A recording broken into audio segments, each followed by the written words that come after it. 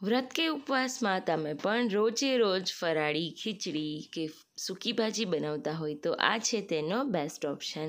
Hello friends, કેમ છો બધા? સ્વાગત છે તમારા બધાનું મારી ચેનલ કુક વિથ મોનિકા મશરૂમમાં.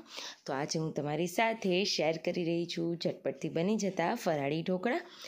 કોઈ પણ આથાની કે બીજી વધારાની પ્રોસેસ કરવાની બિલકુલ જરૂર નથી. તો ચલો સમય બગાડ્યા વગર રેસીપી શરૂ કરીએ. આ ફરાળી ઢોકળા બનાવવા માટે 1 કપ જેટલો સાંબો અને 1 કપ જેટલા મેં સાબુદાણા લીધેલા છે. આટલી વસ્તુમાંથી એક થાળી બનશે એટલે તમારે એ પ્રમાણે તેનું માપ સેટ કરી લેવાનું. હવે સાંબો અને સાબુદાણાને પલાળવા માટે ટોટલ મેં અહીંયા 2 સેમ વાટકા જેટલી છાશ અથવા તો જો દહીં અવેલેબલ હોય તો 1 વાટકું દહીં અને થોડું પાણી ઉમેરી સારી રીતે હલાવીને તેને 1 કલાક માટે મેં સાઈડમાં રાખી દીધેલો. સાંબો અને સાબુદાણા બંને સરસ રીતે સોફ્ટ થઈ ગયા છે, એટલે કે પલળી ગયા છે. તો હવે ઢોકળા બનાવવા માટે તેનું ખીરું બનાવીશું. આગળ પલાળેલા સાંબો અને સાબુદાણા મેં અહીંયા મિક્સર જારમાં ઉમેરી દીધેલા અને તેને સારી રીતે ક્રશ કરી લીધેલા. તમે જોઈ શકો છો ક્રશ કર્યા બાદ ખીરું આ રીતનું રહેશે. હવે આપણે તેમાં રૂટીન મસાલાઓમાં અડધી ચમચી જેટલો સંચર પાવડર ઉમેરીશું. તમે અહીંયા સિંધાલુનો ઉપયોગ પણ કરી શકો છો. ત્યારબાદ ઝીણું સમારેલું મરચું, 1 ઇંચ જેટલો ખમણેલો આદુનો ટુકડો અને 1 મોટી પણી જેટલી કોથમીર ઝીણી સમારીને ઉમેરી દઈશ. હવે જુઓ છે રીતના બધી વસ્તુ સરસથી મિક્સ થઈ ગઈ છે. તો હું અહીંયા ઢોકળિયાને ગરમ થવા મૂકી દઈશ અને તેની પ્લેટને તેલથી ગ્રીસ કરી લઈશ. હવે આપણે જ્યારે આ ઢોકળા મૂકવાના છે ત્યારે જ લાસ્ટમાં ઈનો ફ્રૂટ સોલ્ટ જે અડધી ચમચી કરતાં ઓછો છે તે ઉમેરી દીધેલો. તેને ઇન્સ્ટન્ટલી એક્ટિવેટ કરવા માટે અડધા લીંબુનો રસ ઉમેરીશું અને સારી રીતે મિક્સ કરી દઈશું.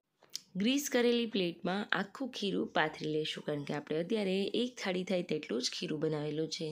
ત્યારબાદ ઉપરથી ચટણી પાવડર, શેકેલા જીરાનો પાવડર, મરી પાવડર, પસંદ હોય તો થોડો એવો ચાટ મસાલો, થોડી એવી ઝીણી સમારેલી કોથમીર અને પસંદ હોય તો ઝીણું સમારેલું મરચું પણ ઉમેરી શકાય.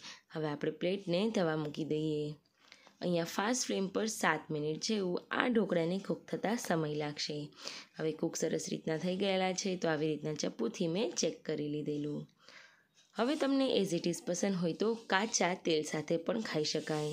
હું ઉપરથી તેનો વઘાર તૈયાર કરીશ, જેમાં અડધી ચમચી જેટલું તેલ સરસ રીતના ગરમ થઈ જાય ત્યારબાદ જીરું, મરચાં અને લીમડો ઉમેરી દઈશું. આ બધી વસ્તુ વઘારમાં સરસ ફૂટી જાય ત્યારબાદ અડધી ચમચી જેટલા તલ ઉમેરી આગળ આપણી જે ઢોકળાની પ્લેટ રેડી છે તેના પર પોર કરી દઈએ.